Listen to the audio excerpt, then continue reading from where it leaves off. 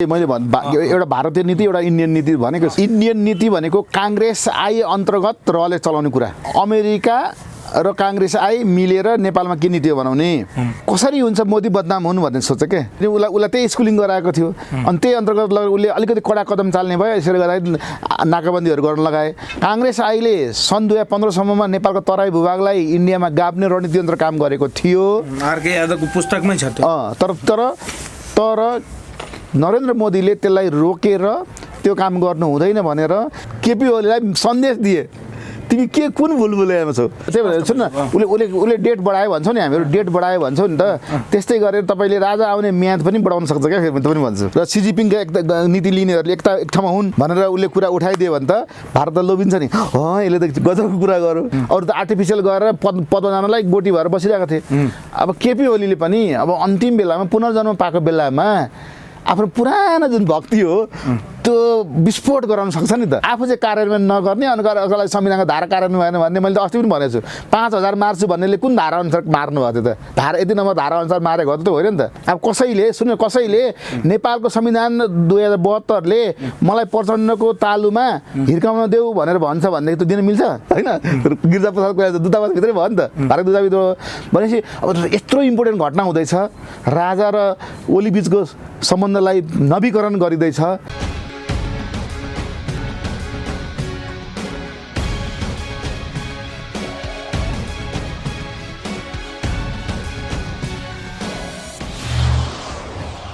योभन्दा अगाडिको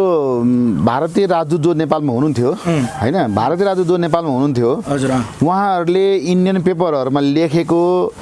आर्टिकलहरू अब तपाईहरुले पढ्नु पर्ने भयो किनभनेदेखि उहाँहरूले भक्काभक्क लेख्न थाल्नु भएको छ हजुर फेरि राजदूतहरूले लेख्दै हुन्छ अरू भन्दा पनि जो राजदूत छ एक राजदूत योभन्दा अगाडिको राजदूत त्यसै लेखिरहनु भएको छ अब त्यो सबै विश्लेषण गर्दाखेरि त्यो राजदूतले बोलेको कुरा कतै न कतै इन्डियन गभर्नमेन्टको केमिस्ट्रीसँग मिल्छ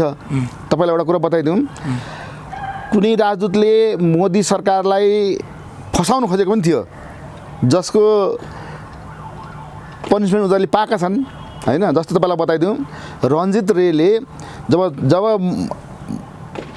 मोदीले के चाह्यो भनेदेखि नेपालको संविधानमा आफूले भनेको केही कुरा राख्न रञ्जित रेले मोदी सरकारलाई फसाउन खोजेको जुन स्टेटमेन्ट तपाईले दिनुभयो नि त्यसले सायद यो कुरा भएको छैन धेरै कार्यक्रमहरुमा मान्छेले र मात्रै भन्छ र भित्रको सीआईए भनेर भन्दैन के कहिले पनि र भित्र पनि दुई खेमा छ नि हैन एउटा हिन्दुइजम कोर हिन्दुइजम फलो गर्ने एउटा डलरले के भन्छ त्यो मान्ने अनि जे पाए त्यही गर्ने त्यही मैले एउटा भारतीय नीति एउटा इन्डियन नीति भनेको छु भारतीय नीति एउटा इन्डियन नीति भनेको कांग्रेस आई अन्तर्गत रहले चलाउने कुरा हजुर है त्यो भनेको के भनेदेखि अमेरिका र कांग्रेस आई मिलेर नेपालमा के नीति बनाउने अर्को नीति भारतीय नीति भनेको मोदी सरकारले हिन्दू धर्ममा प्रभाव परेर नेपालप्रति के नीति लिने त्यो भारतीय नीति हो रञ्जित रे भारतीय नीति अन्तर्गत थिएनन् उनी इन्डियन नीति अन्तर्गत थिए मैले तपाईलाई भनिसके अघि नै इन्डियन नीति भनेको के हो बुझ्छ फेरि भन्नु पर्ला इन्डियन नीति भनेको अमेरिकासँग भारतको कांग्रेस आई मिलेर र मार्फत छिमेकी मुलुकहरुमा गर्ने सुरक्षाको नीति तर भारतीय नीति भनेको के त जस्तै नरेन्द्र मोदी त्यहाँ सन् 2014 मा जब उनी आइपुगे सरकारमा आए त्यसपछि उनले त्यो रहेको जुन नीति पुरानो नीति त्यसलाई चाहिँ उनले भन्न त्यसमा घन हानेर त्यसलाई पगालेर त्यसलाई उले के नेपालको सन्दर्भमा भन्नुहुन्छ भने नेपालमा उनलाई त्यो सेटलमेन्ट गर्नको लागि अथवा त्यो नेपालमा रहले गरेको जुन नीतिहरू थियो त्यसमा त्यो आफ्नो धार्मिक गतिविधिहरूलाई घुसाउनको लागि उनले प्रधानमन्त्री भएर पनि उनले धेरै मिहिनेत गर्नुपर्छ जबकि भनेको प्रधानमन्त्रीकै अधीनस्थमा रहन्छ त्यो गर्ने क्रममा एउटा भूकम्प आयो तरङ्ग आयो त्यतिखेर के भने नेपालमा 6 महिना नाकाबन्दी पनि भयो हेर्नुस् है त्यो नाकाबन्दी भएको दोष हामी मोदीलाई लगाउँछौं तर साच्चै त्यो मोदीले त्यो गरेको होइन हेर्नुस् मोदी के चाहन्छ नेपालीहरूलाई त यति माया गर्छन् नि नेपाल देशको राष्ट्रियताको यति माया गर्छन् उनले यति राम्रो काम गर्छन् नि तपाईले हेर्नुभयो भने मोदीले त्यो त्यो बेलामा पनि मोदीलाई जुन किसिमको यहाँको राजदूतले किनभने कतिपय कुरा धेरै पछाडि मात्र त्यहाँ पुग्छ बुझ्दै जाँदाखेरि रञ्जित रेले यसो गरे कि त्यो कसरी हुन्छ मोदी बदनाम हुनु भन्ने सोचे के उसलाई त्यही स्कुलिङ गराएको थियो अनि त्यही अन्तर्गत उसले अलिकति कडा कदम चाल्ने भयो यसरी गर्दाखेरि नाकाबन्दीहरू गर्न लगाए तर वास्तवमा यसले हिन्दू धर्मलाई नै प्रभाव पार्ने भएपछि अथवा हिन्दूवादीहरूले जब मोदीलाई भने यो त हाम्रो धर्मलाई नै यसले अप्ठ्यारो पार्छ भनिसकेपछि उनले अनि विभिन्न किसिमको प्रोसेस चलाउँदै 6 महिना दिन लाग्यो तर उनले के गरे त्यसलाई चाहिँ सेटलमेन्ट गरे हुन त अब त सेटलमेन्ट गर्ने क्रममा ओलीसँगै फेरि सेटलमेन्ट भयो होइन सेटलमेन्ट भयो तर फेरि त्यसपछि के भयो भनेदेखि रञ्जित रे पछाडि आएका मानिसहरूले राजदूतहरूले अब के गर्न थाल्यो भनेदेखि अब चाहिँ फुल्ली मोदीले जे भन्छन् त्यसै अनुसारको यहाँ रणनीति हुन थाल्यो अनि बिस्तारै बिस्तारै नेपालसँग सम्बन्ध बढ्दै गयो अब तपाईँले हेर्नु भने त्यसैले गर्दाखेरि त्यो सिङ्गो रूपमा काङ्ग्रेस अहिले सन् 2015 सम्ममा नेपालको तराई भूभागलाई इन्डियामा गाब्ने रणनीति तन्त्र काम गरेको थियो आरके यादवको पुस्तकमै छ त्यो तर नरेन्द्र मोदीले त्यसलाई रोकेर त्यो काम गर्नु हुँदैन भनेर त्यो त लक्ष्य पनि हो त्यसैले यो हिन्दू राष्ट्र बनाउनको लागि फेरि के हुन्छ हिन्दू राष्ट्र बनाउने बित्तिकै राज संस्थालाई कुनै न कुनै रूपमा राख्नुपर्छ किनभनेदेखि हिन्दू धर्मभित्र राजाको केही संस्कारहरू छ राजालाई राजनीतिक अधिकार दिनुपर्छ भन्ने होइन नेपालमा हिन्दू धर्मका ठुल्ठुला सङ्गठनहरू हुन् यहाँ हिन्दू राज्य होस् र यसबाट हाम्रो देशमा पनि जुन एउटा हिन्दूको जुन ठुलो सङ्गठनहरू छ त्यसमा एकअर्कामा भाइचाराको सम्बन्ध होस् हामीहरू दाजुभाइ मिलेर काम गरौँ र धार्मिक दृष्टिकोणले दुवै देश बराबर हो हामी भन्ने कुरामा अथवा नेपालमा त अझ झन् ठुल्ठुलो ठाउँहरू किनभने नरेन्द्र मोदीले आफैले भाषणमा भनेका छन् नि म नेपालको धेरै ठाउँहरू पहिले पनि मन्त्री हुँदा के अरे प्रधानमन्त्री अगाडि उनले विशेष गरी उल्लेख गरेका मुक्तिनाथ गएको यता गएको मुक्तिनाथ त पछि पनि गए प्रधानमन्त्री भएर आएपछि पनि गए उनले त्यो तपाईँले हेर्नुभयो त्यो नेपालप्रति उनको एकदम आत्मादेखि नै यहाँको धार्मिक उसमा चाहिँ यसको संरक्षण प्रवर्धन र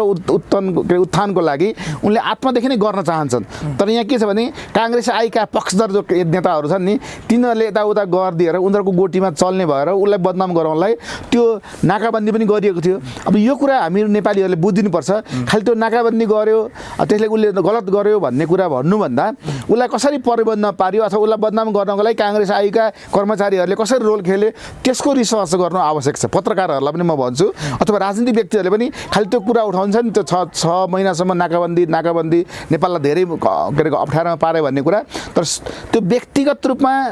भाजपाले होइन अथवा व्यक्तिगत रूपमा मोदीले होइन त्यो केही कर्मचारीहरूको खुर्लुचिलले केही कर्मचारीहरूको खुर्लुचिल त्यो भएको थियो तर अब अहिले तपाईँले हेर्नुहोस् खोलामा बागमती खोलामा धेरै पानी बगिसकेको छ होइन राजनीतिमा धेरै कुराहरू उतारचढाव भइसकेको छ र नयाँ ढङ्गले अहिले नेपालसँगको सम्बन्ध सुधार गर्नको लागि भारत कम्मर कसेर आत्मादेखि लागेको छ यसैको परिणाम हो रका प्रमुख प्रधानमन्त्री केपी ओलीसँग भेट्न आए त्यो हुँदै अब हेर्नुहोस् केही दिनभित्रमै यो पुसको तेस्रो साता प्रधानमन्त्री केपी ओली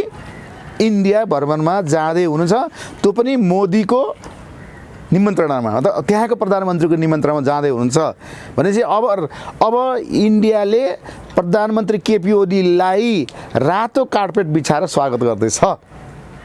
भनेपछि यो संसद विघटन भारतीय इसारामा भएको भन्ने कुराको सङ्केत त्यो त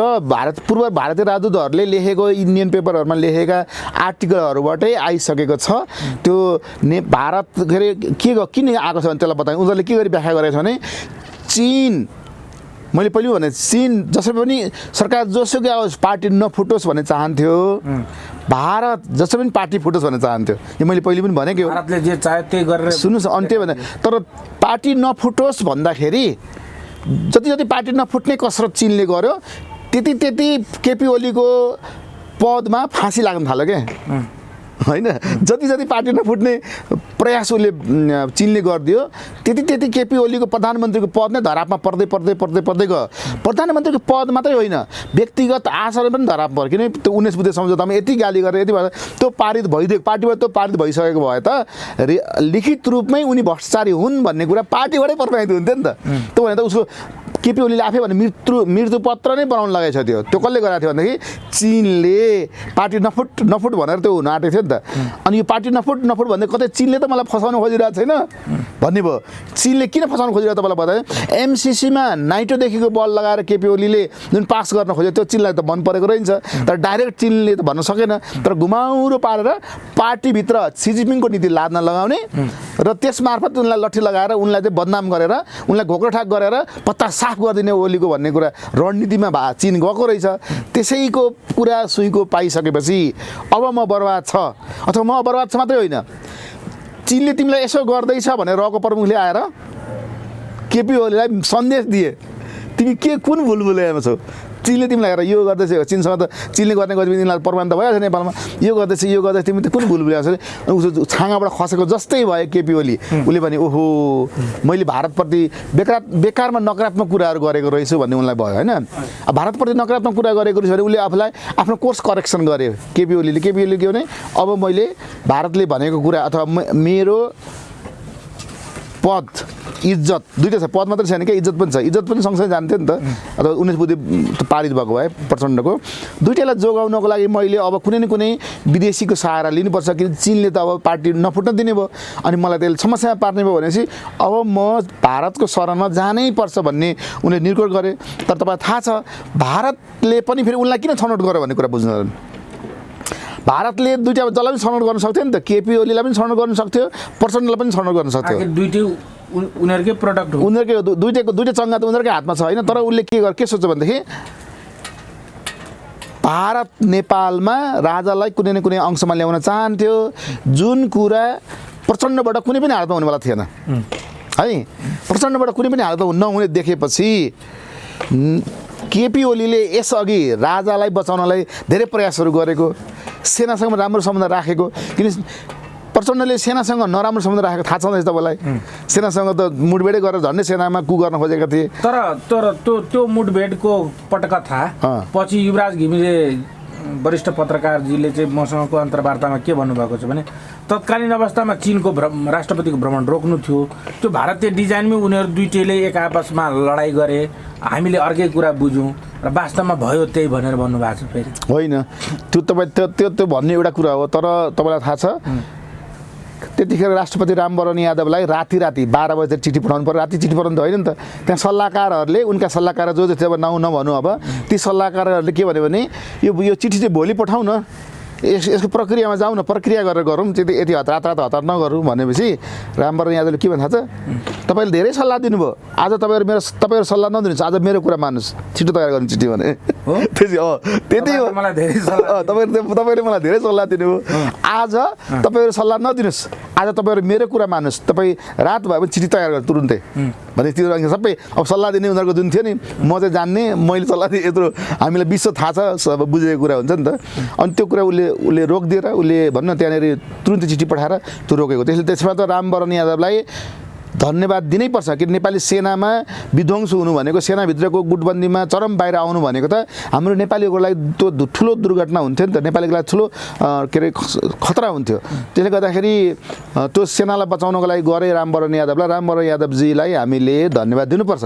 तर अब यहाँ कुरा के आयो भनेदेखि अब किन जाँदैछन् तपाईँलाई अघि मैले भने किन ओलीलाई र प्रचण्डमध्ये ओलीलाई रुचायो त भन्दाखेरि ओलीले पटक बेलामा राजालाई सहयोग गरेको अथवा मैले भने पहिले 62-63 आन्दोलनमा राजालाई कारबाही गर्नुपर्छ भने सिपाही गर्दा राजालाई महत्त्वपूर्ण कुरा पनि आयो हिजोको एउटा अन्तर्वार्तामा हाम्रो मोहन चन्द्र अधिकारी र केपी ओली जब जेलमा थिए जतिखेर चन्द्रशेखर काठमाडौँ आएर गणेशमान सिंहको घरमा जुन कार्यक्रम थियो त्यसमा सामेल गराइदिनको निम्ति यिनीहरूलाई तत्कालीन अवस्थामा जेलबाट निकालियो र चाइनिज ट्र्याक सुट किनेर त्यहाँ उपस्थित गराइयो अनि त्यतिखेर दरबारले पनि उनीहरूलाई सहयोग गरेको कुरा होइन अथवा 46 सालको जनआन्दोलनलाई ध्वस्त पार्न केपी ओलीलाई खटाइएको कुराहरू होइन त्यो पनि छ फेरि त्यही त मैले भनेको नेपालमा वामपन्थीहरू 2-3 किसिमका छन् एउटा वामपन्थी महेन्द्रले बनाएको वामपन्थी नै हो होइन म त्यही मैले प्रत्यक्षमा किन भन्नु भनेदेखि महेन्द्रले बनाएको वामपन्थी को हो त भनेर मैले चिनेको छैन तर अहिले यसो परिबन्धले हेर्दै जाँदाखेरि केपी ओलीजी तपाईँलाई एउटा विचार गर्नु न सबभन्दा धेरै जेल बस्ने मान्छे दुईजना, कृष्ण प्रसाद भट्टराई र केपी ओली। अब म यहाँ तुलना गर्नु कहिलेकाहीँ, कृष्ण प्रसाद भट्टराईले पनि धर्मकर्म धेरै गर्थे, केपी ओली पनि धर्मकर्म कण्ठ छ, जेल धेरै बसेकाले। तर संवैधानिक राजतन्त्र नै हुनुपर्छ भनेर काङ्ग्रेसभित्र कृष्ण प्रसाद भट्टराई धेरै पछिसम्म लडिरहे। संवैधानिक राजतन्त्र नमान्ने भएपछि छोडेर के गर्यो भनेदेखि बरु पार्टी नै छोडिदियो उनले, कृष्ण प्रसाद भट्टराईले। विचार गर्नुहोस् नि, 46 सालको सुन्नुहोस् न, प्रसाद कोइराला र भट्टराईको लडाईँ देखियो। त्यति मात्रै होइन, सुन्नुहोस्, 46 सालमा जब 47 सालमा जब अन्तरिम सरकार बन्यो, प्रधानमन्त्री को भए? कृष्ण प्रसाद भट्टराई। कृष्ण प्रसाद भट्टराई हेलिकप्टर के अरे उसलाई 2टा उपहार पनि दियो हेलिकप्टर उसले, भारतले। अनि भारतसँग सम्झौता गर्दाखेरि नेपालको जनताले आन्दोलन गरेर आएको बहुदलीय व्यवस्थाको पहिलो के अरे यो आएको प्रधानमन्त्री फल्नासँग, भारतको फल्नाले गरेको भने भूमिका लेखेर एग्रिमेन्ट गर्न आँटेको रहेछ। अब साइन गर्न लिएर आएको थाहा छ इन्डियामा, तपाईँलाई त गोप्य कुरा सुनाइदिन्छ। अब त्यहाँ त्यो साना प्रधान पनि थियो अरे होइन, गएको साना प्रधानमन्त्रीको हैसियतले गयो त्यहाँ। अब त्यो त्यो त्यो हेरिसकेपछि उसले के त्यो भूमिका हेर्ने बित्तिकै थाहा छ कृष्ण प्रसाद भट्टराईले के भने, है यो कसले लेख्न लाग्यो? म त्यो जनताको आन्दोलनबाट आएको बहुदलीय के अरे उसबाट आएको प्रधानमन्त्री होइन, राजाको घोषणाबाट आएको। श्री 5 महाराजधिराज वीरेन्द्र वीर विक्रम शाहदेवको यति यस्तो घोषणाबाट जनताको आन्दोलन पनि र राजाको पनि, राजाको पनि लेख्नै पर्छ अनि मात्रै साइन गर्छु भनेर उसले त्यहाँ चाट्न लगाए। साना प्रधान छक्क परेर यो होइन, हामी यत्रो आन्दोलन गरेको त राजाको कुरा छोड्दैन बा भन्ने हो। पछि साना प्रधानले इन्टरभ्यू कहीँ भनेकै थिइन् होइन। अनि अब उसले के भने त्यो एग्रिमेन्ट पेपर च्यात्न लगाएर अर्को एग्रिमेन्ट पेपरमा श्री 5 महाराजधिराज वीरेन्द्र विक्रम शाहदेवले घोषणा गरी बक्सेर दिएको प्रधानमन्त्री होइन पनि लेख्न लगाएपछि भूमिकामा बल्ल उसले साइन गरेका छन् भनेपछि राजाप्रति उनको कति हिमायत रहेछ त। त्यस्तै हरिहर बिरे जस्तो वरिष्ठ पत्रकारले भाषण गरेर राजालाई कारबाही गर्न हामीले सिफारिस गरेको छौँ, अब राजालाई कारबाही हुन्छ भनेर भन्नु र गोर्खापत्र जस्तो पत्रिकामा मेन न्युज बनाउनु। तर त्यसको भोलिपल्टै त्यो उसले बोलेको भाषणको तरङ्ग नसेलाउँदै त्यो तरङ्गलाई डिफ्युज गरिदिनको लागि तत्कालीन अवस्थामा मन्त्री रहेका केपी ओलीज्यू जो अहिले प्रधानमन्त्री हुन्छ, उहाँले मन्त्रीको हैसियतले एउटा बोल्नुभयो राजालाई कारबाही हुँदैन। त्यति भनेपछि अब मन्त्रीले बोले, त्यो एकजना पत्रकारले बोल्यो, पत्रकारको कुरा टाइम फिक्स भयो र मन्त्रीको कुरा कायम भयो अथवा केपी ओलीको कुरा कायम भयो र केपी ओलीले राजालाई कारबाही हुनबाट बचाए। किन केपी ओलीले त्यतिखेर बचाए भन्ने कुरा छ। र तपाईँलाई मैले फेरि अस्ति पनि भनेको थिएँ, बैलगाडामा चढेर अमेरिका गणतन्त्र ल्याउनु भनेको बैलगाडामा चढेर अमेरिका गयो जस्तै हो पनि भनेका थिए। अब संहिताको मामलामा उनले विरोध गरिरहेका छन् र अब ती सबै कुराहरूलाई घटनालाई बुझेर र अस्ति जब रसँगको भेट भयो नि केपी ओलीसँग, उसले के भन्यो भनेदेखि सीमाको विवाद जुन छ नि यो प्रचण्डहरूले धेरै ल्याङ गरेर मलाई त्यो लिम्पियाधुरासम्म लिन लगाए। हेर्नुहोस्, कालापानी लिपु लेक चाहिँ हाम्रै हो। हेर्नुहोस्, ऊ फेरि एकदम फ्याक्ट बोल्ने, कालापानी र लिपु लेक हाम्रै हो। लिम्पियाधुरा ब्रिटिसकालीन अवस्थामै गएको भए पनि लिम्पियाधुरा चाहिँ हामी नगए हुन्थ्यो। तर तपाईँले कम्तीमा कालापानीबाट सेना त हटाइदिनुहोस् भनेर भित्री मनको कुरा उनले बोले। त्यो त भारतीयहरूलाई पनि लाग्यो नि त, यसले त कुरा ठिकै भनिरहेको छ, यो सेना त हामीले जबरजस्ती राखेका छौँ। जो आयो रको प्रमुख त्यसलाई पनि थाहा छ नि त, त्यसले हिस्ट्री बुझेको छ। अब यो सेना त मैले सेना त हामीले जबरजस्ती राखेकै हो भने मलाई थाहा छ भने यो मन्त्रीले यो प्रधानमन्त्रीले ठिक बोलिरहेको छ, यसमा लजिक छ भनेपछि यसमा हामीले बार्गेनिङ गरेर अहिले त मैले कसैलाई यो भविष्यमा आउने मन्त्री प्रधानमन्त्रीको घाँटीमा एउटा तरबार झुन्डाइदिएको मात्रै नक्सा पास गरेर यसको लागि मैले थोरै अहिले मागेको छु तिमीहरूसँग बोल्ने मात्रै हो त। एग्रिमेन्ट गर्ने पछि गर्दै गरेर अरू किस्ता बन्दी हुँदै जान्छ। सुरुमा पहिलो किस्तामा सेना हटाइदेऊ त्यहाँबाट, त्यसपछि जनताले जय जयकार गरिहाल्छ नि, ठुलो जित हुन्छ जनताको लागि भने त्यस्ता कुरा राखिदिन्छ कि त्यो फाइलमा पनि केही तलमाथि हुनसक्छ यो पटकको भारत भ्रमणमा। सेना हटाउँछु भनेर सेना हटाउँछु त्यसको लागि हामीले टाइम सेन्स भनिदियो एकपल्ट भन्दा नेपाली जनता बुझिहाल्छ नि। हटाओस् नहटाओस् भन्ने कुरा पछि कुरा होइन, त्यो तपाईँलाई बताइदिउँ। तर प्रधानमन्त्री ओली के प्रधानमन्त्रीसँग हामी समय मिलाएर त्यहाँको अर्को ठाउँको बस्ने वैकल्पिक व्यवस्था मिलाएर त्यहाँको सेना हामी खोलावारी ल्याउँछौँ भनिदियो भने पनि खोला पारी छ पूर्वपट्टि, खोलावारी पश्चिमपट्टि हामी ठाउँ भौतिक पूर्वाधारहरू तयार गरेर हामी सार्छौँ, तपाईँहरूसँग हामी सहमत छौँ भनिदियो भने भारतले केपी ओलीको उपलब्धि हुँदैन। तत्कालीन किस्ता बन्छ। ठुलो उपलब्धि के खिच्दा त्यही त अब के उसले तुरन्त जा भने कसैको घर पनि अहिले तपाईँले सुकुम्बासी बस्ती नेपालमा भत्काउनुहुन्छ अर्को घर विकल्प तपाईँ जा भन्नुहुन्छ। अब सेना यस्तो ठाउँमा सामरिक मल ठाउँ बसेछ उता वैकल्पिक व्यवस्था राख। मैले सुनेको त जुन लिम्पियादुरा लिपुलेक र कालापानीको विषयमा हामीले कमसेकम 1.5 वर्ष मिडियाले पनि छलफलै चलायो। नेपालको यस्तो कोही बाँकी छैन जसले त्यस विषयमा बोलेन। त्यहाँ त अमेरिका पो आफ्नो सेना राख्न खोज्ने, अमेरिका पो चलखेल गर्न खोज्ने भित्री कथा रहेछ ताकि चाइनालाई इफेक्ट परोस्, त्यहाँबाट धक्का दिन सकिन्छ भन्ने उसको ग्रान्ड डिजाइन। के अमेरिकाको सेना भारतले आउन दिन्छ? अहिले भर्खर तपाईँ के हुन्छ अहिले भर्खर चाइना अमेरिकाले नयाँ पोलिसी बनाएको छ। यत्रो जुन एमसिसीको विरोध भयो त्यसमा नेपालीको मात्रै हात छ, त्यो त अप्रत्यक्ष रूपमा भारतको पनि हात देखियो नि। यति धेरै त्यो त विन विन फाइदा छ उनीलाई त। तपाईँहरू नेपाल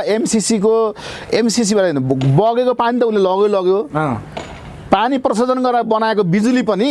उसैको देश गोरखपुर जानु पाउने हो त उसलाई त फाइदै फाइदा छ नि। यहाँ नेपाल बगेको पानी पनि लान्छु, बनाएको बिजुली यत्रो देश जसले बनाओस्, अमेरिकाले बनाओस्, चीनले बनाओस्, जुन देशले बनाओस्। अब त्यो अब मलाई टेन्सन भएन, कम्ती मेन बुटबल हुँदै गोरखपुरसम्म मेन लाइन गइदिएपछि नेपालभरि उत्पादन भएको बिजुली त त्यहाँ चिर्दै भयो। अनि त्यो त के अरे घुमिफिरी आफ्नै पोल्टामा आउँछ भनेदेखि के अरे घिउ कहाँ पोख्यो भने भागमा भने जस्तै घिउ कहाँ पोख्यो भागमा दालमा पोख्यो भने जस्तै त्यो त। अनि भारत जाने भएपछि एमसिसी उसलाई एमसिसी त मलाई तपाईँलाई भित्रै रहस्य बताइदिन्छु। एमसिसी भनेको त्यो यति पैसा जुन छ ठुलो पैसा, त्यो पैसाले जे गरे पनि हुन्छ भनेको हो नि त। त्यो बिजुली नै लानुपर्छ भनेको थियो नि त। वैधानिक रूपमा नेपालमा अमेरिकी सेना प्रवेश गराउने कुरा चाहिँ त्यो होइन, त्यो तपाईले पनि एमसिसीको पक्षमा बोल्नुभयो, त्यही त। तपाईले धेरै विरोध पनि खेप्नु भयो होला। त्यही त सुन्नु तपाईँलाई भन्छु मैले तपाईँलाई के एमसिसीको मुख्य कुरा के हो भने नेपालमा गरिबी निवारण गर्नको लागि गरिबीको रेखामुनि भएका विभिन्न देशहरूमध्ये 42, 43, 45 कतिवटा देशलाई अमेरिकाले सहयोग गर्ने अथवा मिलेनियम गोल च्यालेन्ज गोल जुन छ नि त्यसलाई मिट गर्नको लागि गरिब देशलाई सहयोग पुर्याउनलाई म पैसा दिन्छु भने उसले एउटा प्रोजेक्ट बनायो। त्यसमा त्यही देशले स्वतन्त्र आफूले के गर्ने भने त्यही गर्न सक्थ्यो। तर नेपालको के भने यो पैसा आएको देखेपछि भारतीयहरूको तिननेत्र भारतीयहरूले यहाँको कर्मचारीहरूलाई प्रभावित पारेर यहाँको विज्ञहरूलाई प्रभावित पारेर तिमीहरू त्यो बिजुली चाहिँ इन्डिया मार्फत लगेर बेच्ने भनेर बनाऊ न। अब उसले अनिखेर भारतीयहरूको लाइनमा यो डिजाइन बनाइदिएको। हजुर। अब त्यही डिजाइनलाई पारित गर्नलाई मोदीले सहयोग गरिरहेका छन् भनेदेखि ओलीले त्यसलाई के अरे पास गर्न खोज्दैछन्, जसले गर्दाखेरि भारतलाई फाइदा हुन्छ। त्यसै गरी अरुण तेस्रो पनि दुईजना सँगसँगै बसेर बटम देखाएर गरे। कोशी उच्च बाँध जुन छ त्यो पनि दिने लगभग मैले भन्दा अगाडि इन्ट्रो भने लगभग कोशी उच्च बाँधको पनि कुराहरू त्यहाँ उठ्छ। अब त्यस पछाडि फाइदा छ र राजासँग पनि केमिस्ट्री यिनको मिलेकोले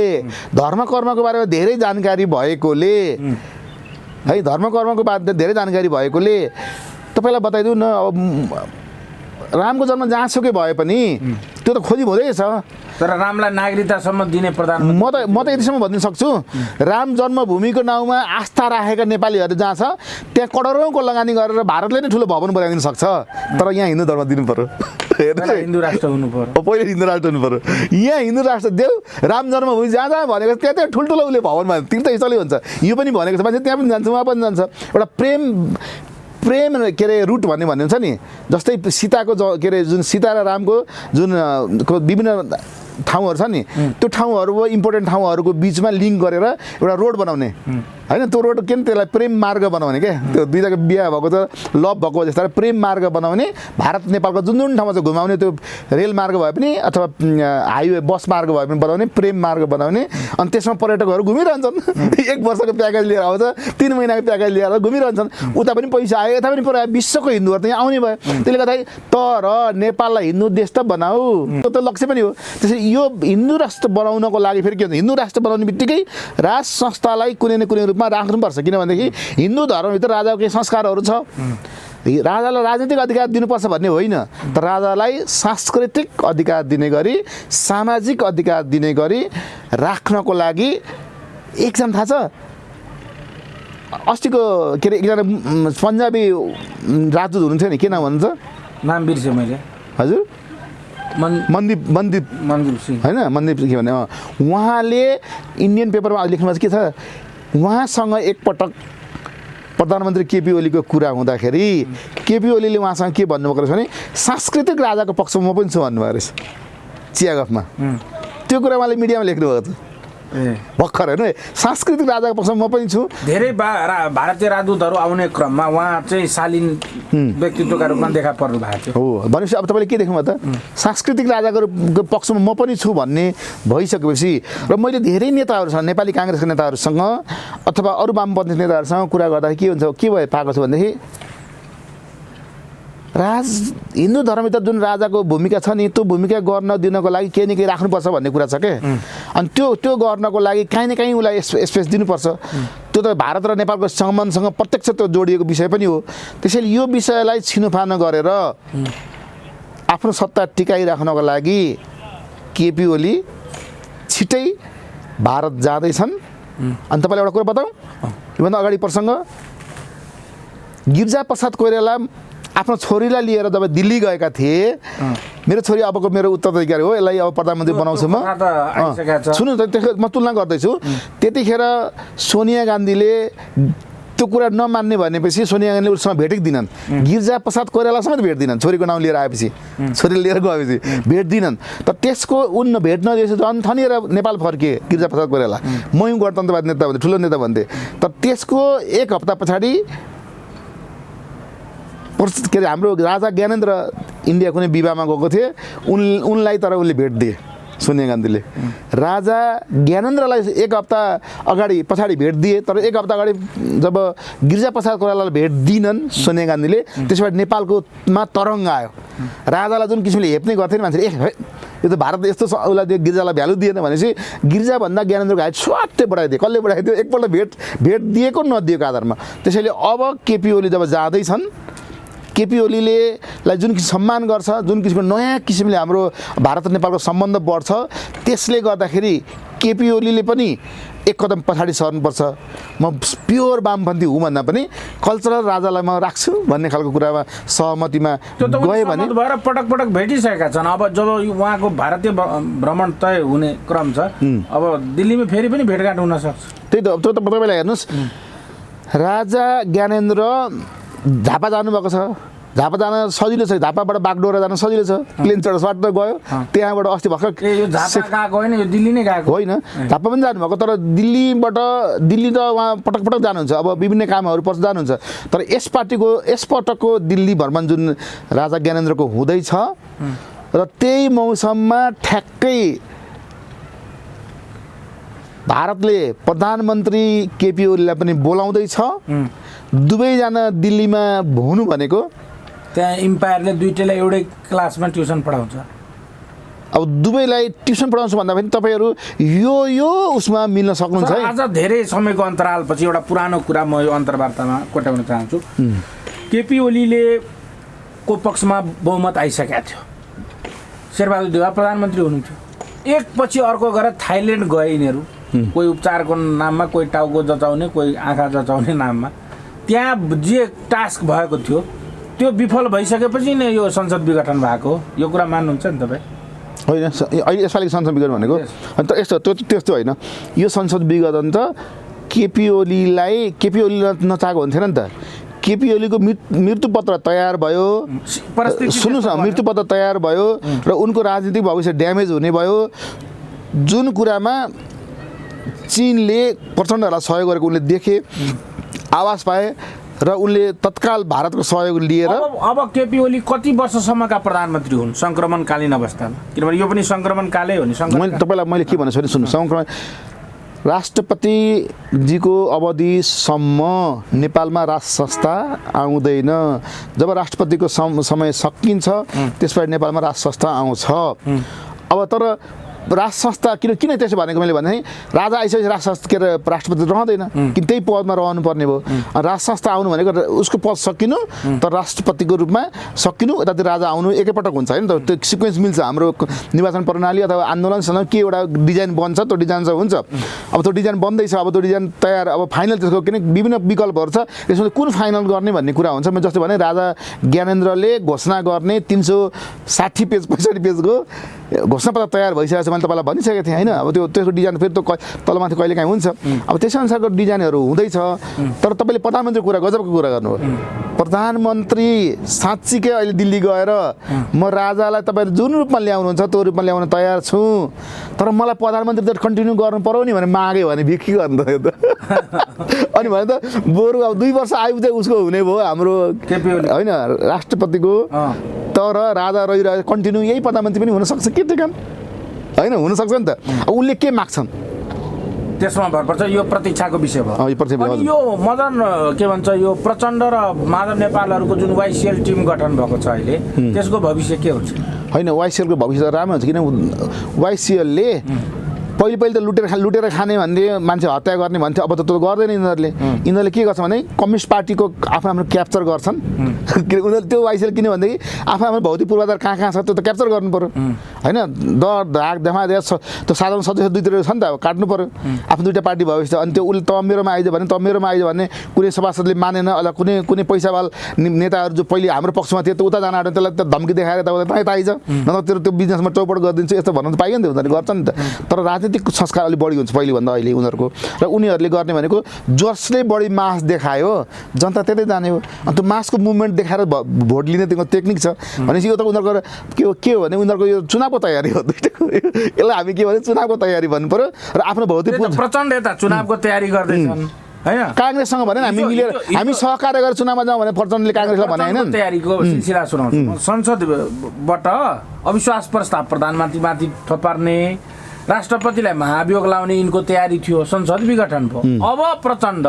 चुनावको तयारी गर्दैछन् फर इक्जाम्पल। अब ओलीले के को तयारी गरे त? दिल्ली गएर अर्कै ठुलो आशीर्वाद लिने तयारी गरे नि त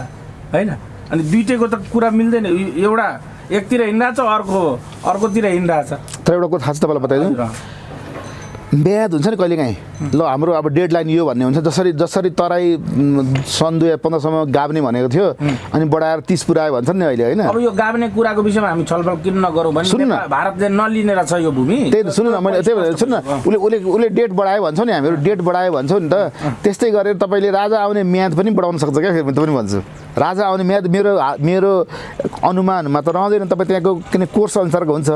त्यहाँ के हुन्छ नि केपी ओलीले होइन म एकपल्ट अझै 2 तेल ल्याउँछु, म राजा बरु सक्रिय ल्याउँछु भन्ने खालको भन्छन् कि होइन। अब के हुन्छ राजालाई म ल्याउँछु तर सुरुमा मलाई त हेर्नुहोस् चुनाव हुनिदिनुहोस्।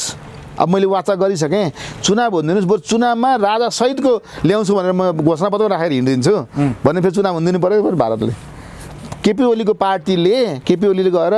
म ठिक छ राजा महत्त्वपूर्ण कुरा मेरो घोषणापत्रमा हैन संवैधानिक राजतन्त्रको पक्षमा पनि 2 बुँदा लेखेर म चुनावमा जान्छु भनौँ भने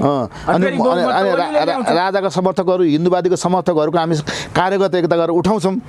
र सिजिपिङका नीति लिनेहरूले एक ठाउँमा हुन् भनेर उसले कुरा उठाइदियो भने त भारत त लोभिन्छ नि। यसले त गजबको कुरा गर्यो। अनि फेरि केपी ओलीले खतरा भाषण गरेको छन्, आजभोलि भाइरल हुँदैछ, हेर्नु भएको छ।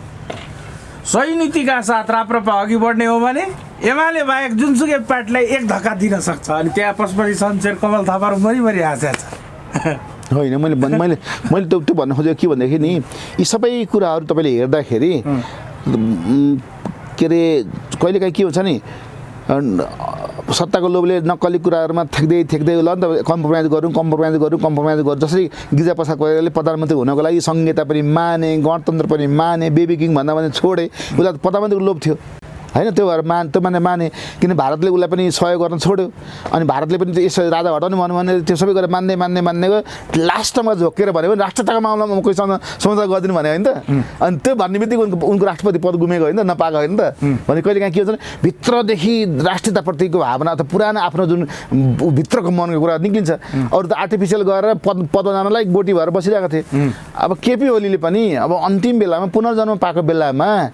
आफ्नो पुरानो जुन भक्ति हो त्यो विस्फोट गराउन सक्छ नि त। तपाईँ त्यही हो राजपरिवारसँग हुनसक्छ अथवा राजाको पक्षका मान्छेहरूसँग उसको सहकारी हुनसक्छ। त्यो त असम्भव छँदै छैन नि। त्यो पछिल्लो समय माधव नेपाल प्रचण्डको कार्यकर्ता भए होइन भन्ने आरोप लगाएका छन्। त्यो कूटनीतिक शब्द हो कि त्यो यथार्थमा आधारित छ? उनले चाहिँ त्यो भने होइन, त्यसलाई म त्यो चाहिँ चुटकिला मात्रै भन्छु। कुटनीतिक शब्द पनि भन्छु, त्यसलाई म चुटकिला भन्छु। किन भनेदेखि त्यो त डिजाइन बनाएरै त्यहाँनिर अध्यक्ष बनाएको रहेछ उसलाई माधव नेपाललाई किन भनेदेखि के भनेदेखि दुईटा पार्टी फुटे पनि त्यो प्रचण्ड चाहिँ अध्यक्ष नहोस् भने भारतको जुन डिजाइन छ त्यो माधव नेपाल पनि हाम्रै मान्छे हो त्यही होस् त्यो दुईटै पार्टीलाई हामीले पछि गएर चलाउन पाऊँ अहिलेदेखि त्यसमा आधार त बनाइरहनु पर्यो प्रचण्डले त हातमा लागे सुन्न पायो है प्रचण्ड त जेल जाँदैछ नि त्यही भएर त अनि जेल जान्छ अझै जेल जान्छन् प्रचण्डलाई जेल पठाउने रणनीति अन्तर्गत उनलाई भित्ते राष्ट्रपति पहिले भएको थिए अहिले पनि भित्ते के अरे प्रधानमन्त्रीको फाप देखाएर अहिले संसदीय दलको नेता भएको छ नि त संसदै छैन संसद दलको नेता हुनु के काम बरु पार्टी चाहिँ अध्यक्ष छ नि त संसदै नभएको बेलामा संसद दलको नेता हुनु भनेको मरिसकेपछि राजा के दिपेन्द्र राजा बनाएको जस्तो हो मरिसके राजा दिपेन्द्र त मरिसकेको थिए त डक्टरहरूले प्रमाणित नगरेछ मरे भन्न हुँदैन अनि अब के भने तत्काल त अर्को के विकल्प गर्नु पर्यो भनेदेखि यिनलाई राजा बनाइदिनु पर्यो संवैधानिक अर्को पटक त्यसलाई दुबे जस्तो मरेको भए पनि राजालाई होइन मरेको भए पनि राजालाई के गरे भनेदेखि दिपेन्द्रलाई राजा बनाइराखे अनि पछि ज्ञानेन्द्र भएपछि उसको ऊ गर्यो होइन मिलायो सिक्वेन्स मिलाइयो नि त ग्याप हुन नदिएको त हो त्यो अनि त्यो मरिसकेको मान्छेलाई त्यो मरिसकेको मान्छेलाई राजा बनाउनु दिपेन्द्रलाई बनाए जस्तै मरिसकेको संसद दलको नेता को भए प्रचण्ड भए एकपल्ट राष्ट्रपति भित्तामा राष्ट्रपति सबै खुलो फोटो आयो नि उसको भविष्यको राष्ट्रपति कार्यकारी राष्ट्रपति भन्ने आयो त्यो पनि सबै भनेपछि यिनलाई त के भने यिनलाई त फुटबलै बनाएको रहेछ भारतले युज गरे अब त यिनलाई मलाई लाग्छ भारतले यिनको विरुद्धमा प्रमाण जुटाउनु पर्ने सबै जुटाइदिएर यति सहयोग गर्छ ओलीलाई कि यिनले भारतलाई कहाँनिर धोका दिएका छन् है कि मतलब अब म व्यक्तिगत रूपमा के भन्छ भने नि नेपालको एउटा राजनेता चाहिँ हुन् प्रचण्ड पनि धेरै सङ्घर्ष गरेर तर जेल गयो भने उनले सिम्पेथी त पाउँछन् होइन प्रचण्डले होइन त्यो सिम्पेथी पाउनु भने उसमा कसरी सिम्पेथी 17,000 जुन मान्छे मरेका छन् कम आज सम्पूर्ण जनजाति आदिवासी मधेसीले जुन मुख निकाल्न पाएका छन् जिब्रो पड्काउन पाएछन् त्यसको प्रणेता को प्रचण्ड होइन नि अहिले म बोल्न पाइरहेको छु कि प्रचण्डले गरेर बोल्न पाएको होइन उसले गणतन्त्र को लागि जोडसोड नलगाइदिएको भए यति चाँडै त गणतन्त्र उसले ल्याएको 12 बजी सम्झौता भएपछि गणतन्त्र आएको कि 12 बजीसम्म कसले गरायो दिल्लीमा गएर कसले गरायो प्रचण्डले गराएको प्रचण्डलाई त आइनस् भने तँलाई मार्छु भनेपछि बल्ल गएको ए त आइनस् भने तँलाई मार्छु अब त्यो गयो दिन भनेपछि डराएर गएको नभए किन जान्थे उसैले सुन्नु बाबुराम भट्टराईलाई मार्न थुनेका थिएन नि त प्रचण्डले मैले पहिले भनेको थिएन बाबुराम भट्टराईलाई मार्न थुनेको कारणले गर्दाखेरि भारतले हतपत प्रचण्ड हाम्रो लिगबाट बाहिर गएछ अब 12 बुधे सम्झौता गराएर अब त्यहाँनिर गणतन्त्र ल्याउनुपर्छ भनेर लगेको हो नि बोलाएको हो नि त अनि महराले लिएर गएको तपाईँ बुझ्नुभयो भने महराले बाबुराम भट्टराईलाई लिएर दिल्लीमा लगेर नेताहरू छ हामीले केही गरेको छैन जिउँदै हुन्छ लगेर देखाएको हो नि त त्यो त फोटोहरू आएको हो नि त अनि त्यो त्यतिखेर एउटा छटी देखाउने बित्तिकै आइया नि अथा मलाई पोलो म अब म आउँछु 12 बजी सम्झौता गर्दा भनेर गएको होइन त बहुमत आफ्नो हुँदै पनि अन्तिममा कसको नीति पार्यो जसलाई थुनेको छ श्रम शिविरमा बाबुराम भट्टराई त्यसैले जे नीति लायो त्यही नीति पारित गरेर अनि 12 बजी सम्झौता गएको हो नि त प्रचण्ड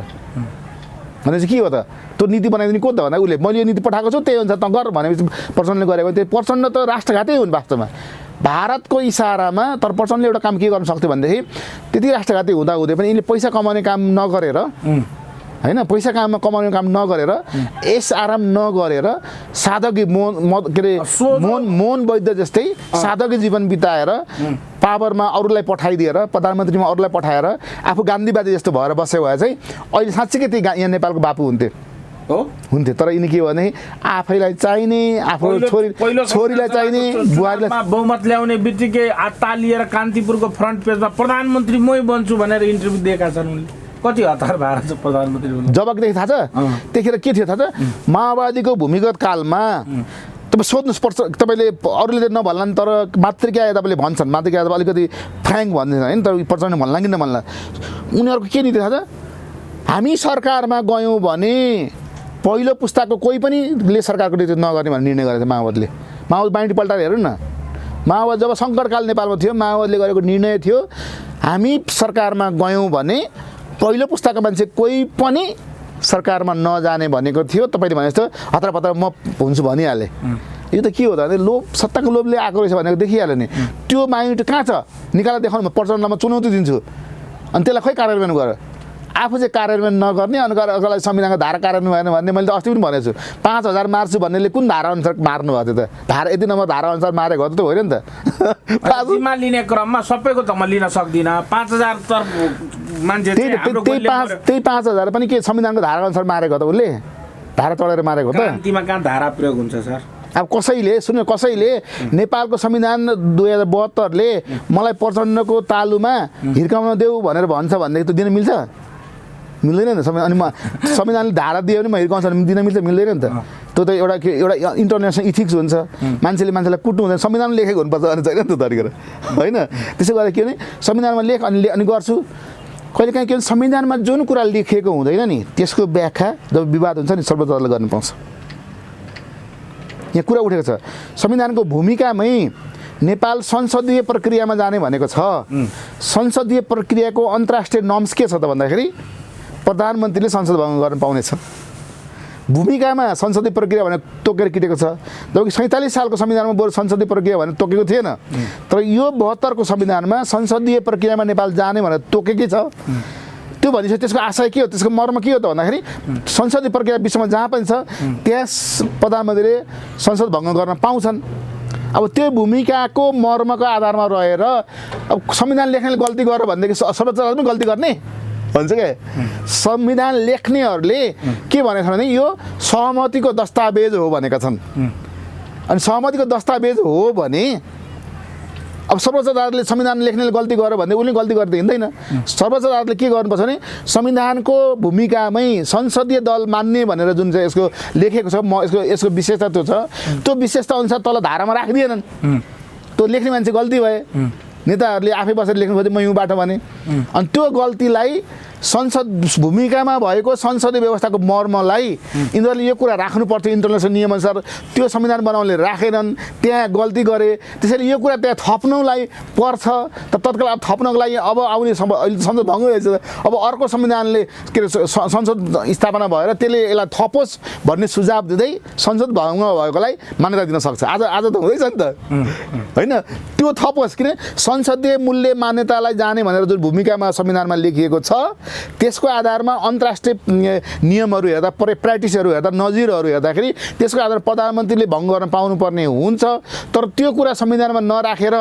संविधानको भूमिकामाथि नै प्रहार गरेको देखिएको छ धारामा नराखेर कमजोरी भयो गल्ती भयो त्यो गल्ती सच्याउनलाई सुझाव दिँदै अहिले प्रधानमन्त्रीले गरेको कुरालाई भावी के अरे संसदहरूले नयाँ निर्वाचित भएको संसदले त्यो सच्याओस् भन्ने सुझाव दिँदै यो प्रावधान राखोस् भन्ने सुझाव दिँदै अन्तर्राष्ट्रिय नर्मसँग मिल्नुपर्छ हामी अन्तर्राष्ट्रियसँग हामी सँगसँगै जानुपर्छ के अरे यो संसदीय व्यवस्था प्रणालीमा त्यसैले त्यो राखोस् भन्ने सुझाव दिँदै अहिले प्रधानमन्त्रीले गरेको काम कदम ठिक छ भनेर घोषणा सुनाइदियो भने के चाहिँ हुन्छ जे पनि विकल्प त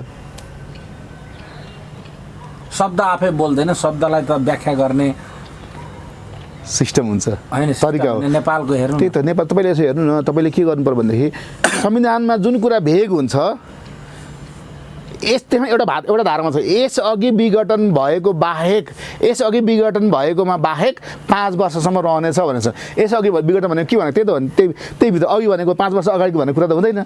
यसअघि विघटन भएकोमा बाहेक 5 वर्ष रहनेछ भन्ने अर्थले त्यसैलाई व्याख्या गर्न सक्छ संसदले यहाँ कुरा ब्यागले यसरी अथवा व्याख्या यसलाई भङ्ग पनि गर्न पाइन्छ भङ्ग नगरेको अवस्था 5 वर्ष रहन्छ भन्ने कुरा व्याख्या गरिदिएर पनि त्यही संविधानको त्यही धाराको बुइन्ट गरेर पनि सर्वोच्च अदालतले अहिले फैसला गरिदिन सक्छ त्यो धारामा यसअघि भन्नाले त त्यही 5 वर्षको अवधिभित्रै रह्यो यो चाहिँ पक्कै पनि त्यो संसदीय परम्पराको मूल्य मान्यताको आधारमा भन्न खोजेको थियो होला तर भाषा विज्ञहरूले सम्पादन गर्दा त राम्रोसँग गर्दिएनन् होला त्यसैले गर्दाखेरि यसलाई हामीले यसरी अर्थ लगायौँ भने अर्थ लगाइदिएर झ्याप्पै त्यो निर्णय गरिदिनु पनि सक्छ जहाँ पनि म जस्तो एउटा सानो कानुनै नपढेको मान्छेले यस्तो तर्क दिइरहेछ भनेदेखि कानुनका धुरन्धरहरू संवैधानिक उसमा 5 जना बसेका हुन्छन् प्रधान न्यायाधीशहरू उहाँहरू विवेकशील हुनुहुन्छ दूरदर्शी हुनुहुन्छ र देशलाई सिजिपिङको नीतिबाट बचाउन अथवा संसदीय प्रणालीमै राख्नको लागि साम्यवादबाट जान उन्मुख हुनबाट बचाउन लागि उहाँले अहम भूमिका खेल्नुहुन्छ भन्ने मलाई विश्वास छ र यो एकातिर यो भित्रको विवाद छँदैछ भने अर्कोतिर त फेरि दिल्लीमा केही खिचडी पाकिरहेको छ जुन खिचडीमा तपाईँले भने जस्तै राजा ज्ञानेन्द्र र हाम्रो प्रधानमन्त्री केपी ओली बिचमा पुसको तेस्रो सातातिर भेटघाट हुने सम्भावना छ त्यो भेट भयो भने त्यसलाई अचम्म अथवा असम्भव नमान्नुहोस्, किनभनेदेखि त्यसो भए नेपालमै भेटिएको भनेको कुराहरू अथवा उनीहरूले दुईटैले भेटघाट गरेको कुराहरूमा पनि सत्यता रहला केही? नेपालमा भेटिएको हो भने हेर्नुहोस्, नेपालमा भेटिएको हो भने दुईजना मात्रै कुरा गरेर भएन नि। अहिलेसम्मको दिल्ली सम्झौता जुन भयो 7 सालमा भारतकै रोभरमा भयो, 12 बुँदे सम्झौता भारतकै रोभरमा भयो होइन, मधेसवादी दलसँग बढेको 8 बुँदे सम्झौताको रोभर दिल्लीको यहाँको दूतावासभित्रै भयो होइन,